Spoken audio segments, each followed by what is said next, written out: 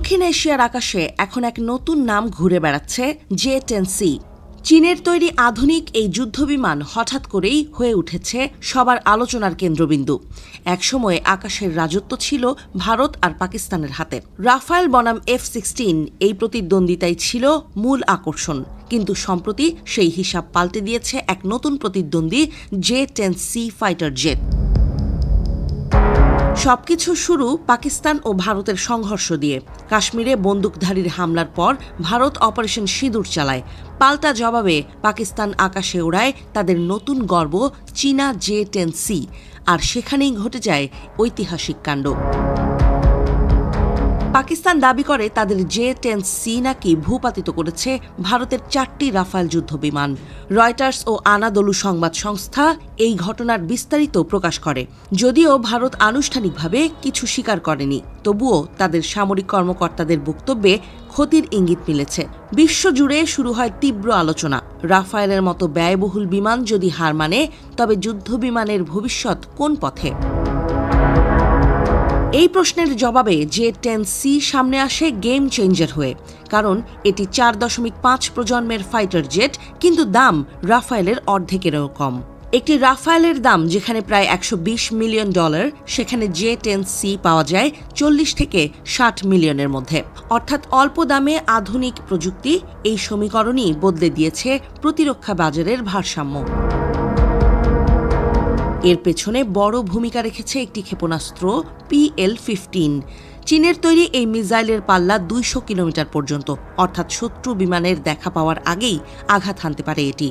বিশেষজ্ঞদের মতে পাকিস্তানের জয়ে রাফায়েলের পতনের আসল কারণই এই PL-15।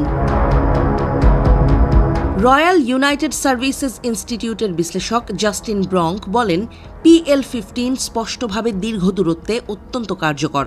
এটি পশ্চিমা অস্ত্রের জন্য একটি চ্যালেঞ্জ। এই ঘটনার পর বদলে যায় বিশ্ববাজারের চিত্র। রাফায়েলের নির্মাতা ফরাসি প্রতিষ্ঠান ডাজল্টের শেয়ার পড়ে যায় 7%। অন্যদিকে চীনের চেংডু এয়ারক্রাফট কর্পোরেশনের শেয়ার বেড়ে যায় 20%। অর্থাৎ জে-10সি শুধু যুদ্ধক্ষেত্রে নয়, অর্থনীতিতেও জিতে যায়।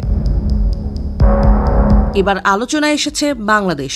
সরকারি সূত্রে জানা গেছে, চীন থেকে 20টি জে-10সি কেনার প্রস্তাব প্রায় চূড়ান্ত। চুক্তির সম্ভাব্য মূল্য $2.2 বিলিয়ন।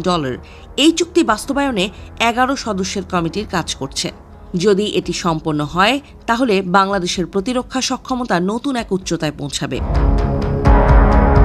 বিশেষজ্ঞদের মতে জে-10সি যুক্ত হলে বাংলাদেশ শুধু আঞ্চলিক প্রতিরক্ষায় নয়, আন্তর্জাতিক কৌশলেও গুরুত্বপূর্ণ ভূমিকা রাখতে পারবে। কারণ এই বিমানের রয়েছে আধুনিক AESA radar, electronic warfare system, আর সবচেয়ে বড় কথা, নেটওয়ার্ক সেন্ট্রিক যুদ্ধ ক্ষমতা।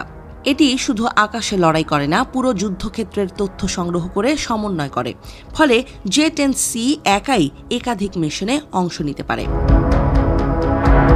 পাকিস্তানের পর বাংলাদেশও যদি এই জেট সংগ্রহ করে, তাহলে দক্ষিণ এশিয়ার আকাশে নতুন ভারসাম্য তৈরি হবে।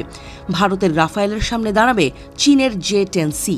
বিশ্লেষকরা বলছেন, এই যুদ্ধবিমান শুধু প্রযুক্তির প্রতীক নয়, এটি এক নতুন রাজনৈতিক বার্তাও।